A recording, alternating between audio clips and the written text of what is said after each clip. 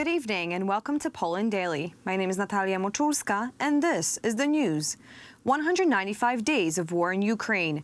Today, the International Atomic Energy Agency will publish a report on the inspection of the nuclear Zaporizhzhia power plant. In turn, the Ukrainian authorities asked the inhabitants of the Russian-occupied Crimea to prepare shelters and replenish supplies before the planned counteroffensive begins. While Ukrainian forces are planning further attacks on enemy positions, the Kremlin has purchased millions of missiles from North Korea. For 3 days, Russian artillery shelled the power plant in Zaporizhzhia. Yesterday, a fire broke out at the facility, which forced employees to disconnect the last operating reactor from the Ukrainian energy system. There are still 2 experts from the International Atomic Energy Agency on the plant's premises, who monitor the situation on an ongoing basis. For the second time, due to the Russian provocation, the power plant in Zaporizhzhia was one step away from a radiation disaster. It is very telling that Russia is doing this right now, just before the findings of international experts. The shelling of the territory of the Zaporizhzhia nuclear power plant means that Russia is ignoring the report and mocking the international community. In the evening, a special meeting of the UN Security Council will be held, at which the subject of the shelling of the nuclear power plant in Zaporizhzhia will be discussed.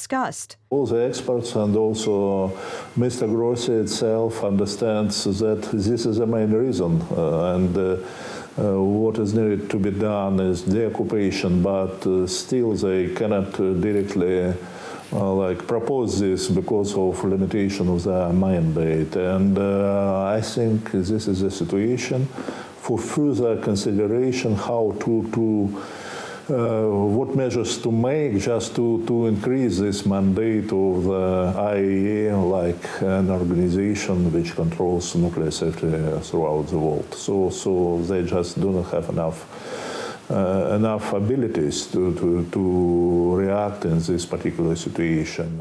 Another set of Russian missiles fell on Kharkiv this morning. The missiles hit, among others, a residential building in the central part of the city. Kharkiv is located close to the border with Russia, which is why it has been under constant fire since the beginning of the war. As a result of today's attack, 3 people were killed.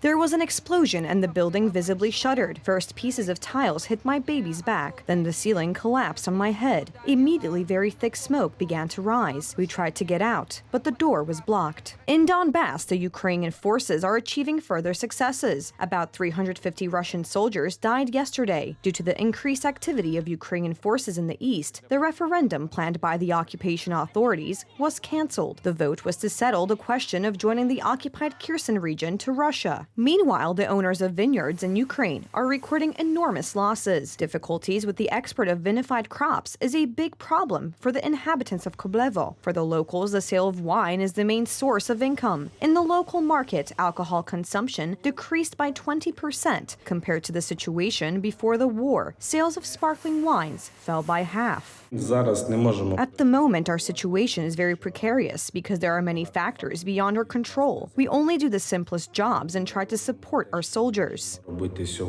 Ukraine's central bank forecasts indicate that inflation at the end of this year will amount to around 30%. The country's economy is burdened with the effects of the war. Cargoes from Ukrainian ports in the Black Sea account for just over a quarter of the pre-war volume. Prime Minister Mateusz Morawiecki believes that Vladimir Putin will put pressure on the Ukrainian economy to break the strategic stalemate on the front. Putin's plan may be that he will now try to starve Ukraine.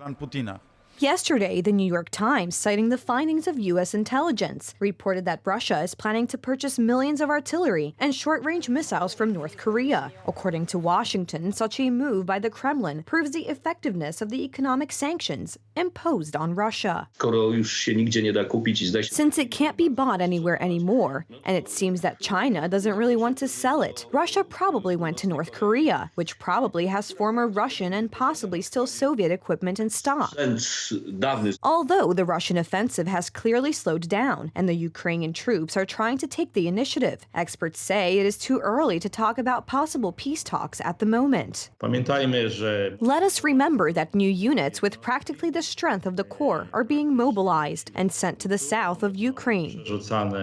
419,000 people have left Russia since the beginning of this year. That is twice as many as in the corresponding period of the previous year. However, soon the migration movement from Russia may be limited as a result of further sanctions by the European Union.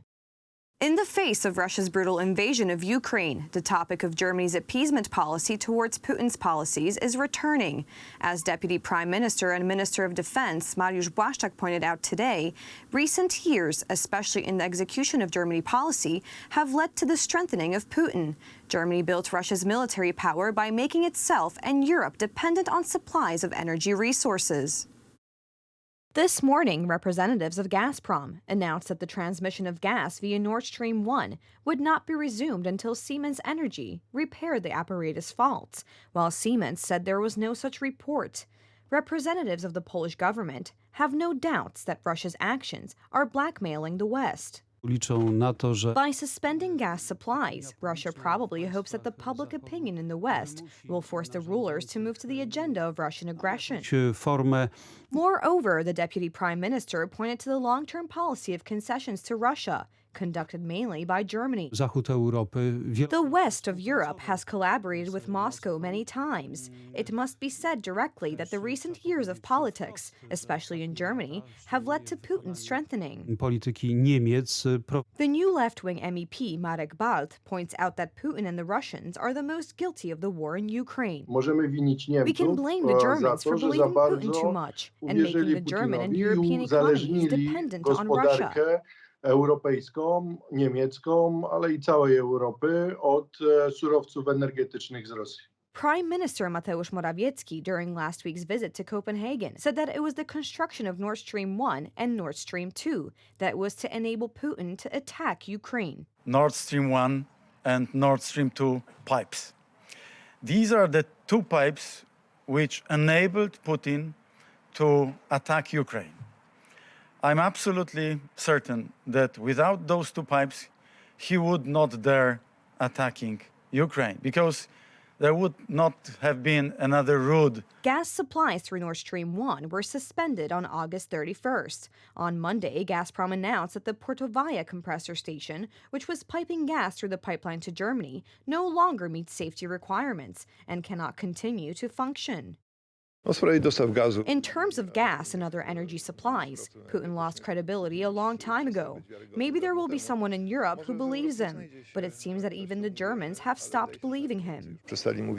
If Europe is cut off from Russian gas, already high prices could rise even more. The Polish government, as one of the solutions to combat prices, presents a reduction in the rate for emissions trading. The emissions trading system is a financial system that works according to the simple principle: who produces, pays.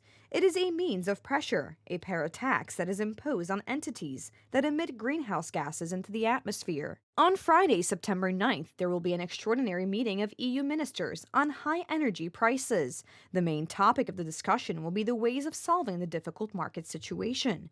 On September 14th, the President of the European Commission, Ursula von der Leyen, will deliver a speech on the state of the European Union. And finally, Poland's President Andrzej Duda welcomed a new order for self-propelled howitzers produced in the country after it was signed off yesterday at a defense industry event in the city of Kielce. President Andrzej Duda said the new order for 48 AHS Krebs self-propelled howitzers was a step towards developing the Polish defense industry and further modernizing the country's armed forces. The contract with producer Huta Stalowa Wola for 3.8 billion zloty, or $797 million, adds to a previous order in 2016 for 96 of the same model to be delivered by 2024. Andrzej Duda and Polish Defense Minister Mariusz Błaszczak also toured the trade show, speaking with representatives from Korean aerospace industries and Turkish drone manufacturer Baykar. This contract, which was just approved by Defense Minister Mariusz Błaszczak, is for half the amount, 48 vehicles, but it is another addition to the process of procuring equipment, which is continuing all the time, because the contract for the delivery of 96 vehicles is being continued. I would like to emphasize again, this is production by a Polish defense company, Huta Stalowa Wola, by the Polish defense industry. and is as such a cause for the development of this industry, which I am very glad about. But above all, it gives Polish soldiers very modern equipment. Przede wszystkim daje Baykar CEO Haluk Bayraktar explained the company had customized its Bayraktar TB2 drone to provide a unique version for the Polish armed forces. This model is a real platform, and of course there are some changes and changes on the system based on the Polish military requirements, and we did this engineering change, and so it will be a unique version for Polish military. Thank you so much for joining us this evening. Please stay tuned for Poland Daily Weather, Poland Daily Business, and some of our other programs. But for me, it's have a great night.